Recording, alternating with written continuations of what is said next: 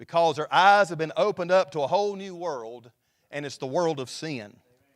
Now, when we think about this, we look at this in this chapter here in Genesis chapter number 4, in this family conflict. When you think about this family conflict, first of all, I want to look at the discrimination in this family conflict. Genesis chapter 4, verse number 1. It says, "And Adam knew his wife Eve, and she conceived and bare Cain, and said, I have gotten a man from the Lord. And she bare his brother Abel, and Abel was a keeper of the sheep, but Cain was a tiller of the ground." Now, there's some comparisons here when we look at both Cain and Abel. And the idea is, when you think about this, when Eve had Cain, they thought that this was the promise of God. They thought this was the deliverer, the one that would bring them, the one that God had promised in Genesis chapter number 3, verse number 15. When he judged them, he said, "And I will put enmity between thee and the woman, and between thy seed and her seed, and it shall bruise the head, and thou shalt bruise his heel." They thought that the child that she bore, that first Cain, would be the one that would bruise the heel of the serpent, the one that would deliver them and bring them back where they came from, that they would be restored. And because of that, they thought of Cain more highly than they thought of Abel.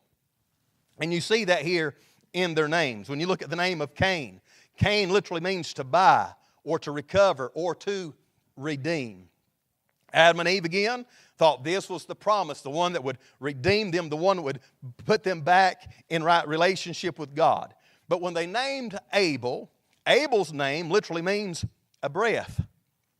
But the root of Abel's name means vanity, vain, empty. Abel was an afterthought. Cain was the promise. So it is that all of a sudden you see discrimination in the family. Lots of times where we have family conflict is when we discriminate between our children. When we have favoritism among our children. We can have even that even in our church family.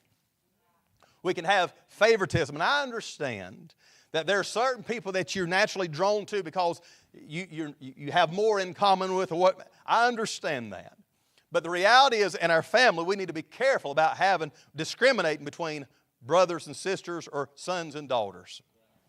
Why? Because it can cause conflict. So when we look at this, and when we think about what happens lots of times in family, and I've seen this on multiple occasions, but I have seen lots of times that a child will be favored above another in a family.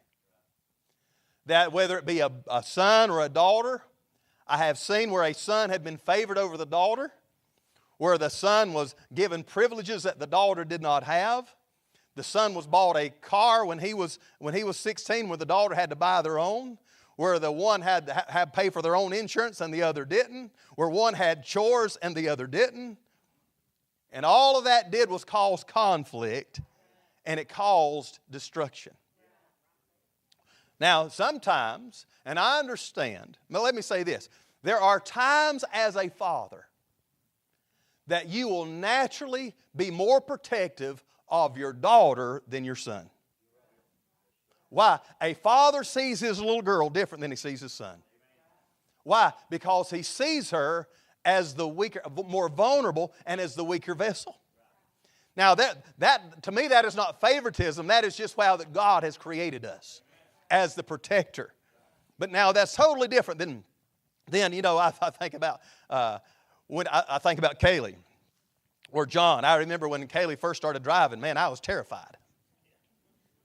Why? Because I was afraid, what if she has a flat tire or something on the side of the road? Man, it terrifies you as a dad. I didn't have that concern with my son. Why? Because he changed his own tire. Is that not right? Dads, is that not right? That's exactly. But anyhow, I think God naturally puts in a father that protective spirit, if you will, over his daughter. But over the son, that's not favoritism. I just think that's how God put us. Changes. But it'd be totally different if I would have bought Kaylee a car and I didn't buy Jonathan a car. If I'd give Kaylee chores or Jonathan chores and not her chores, that would have been completely different. But what I'm saying is that lots of times we find favoritism, and when we find favoritism in our family, lots of times what we do is we nurture a spirit of, what's the spirit am I looking for? A privilege.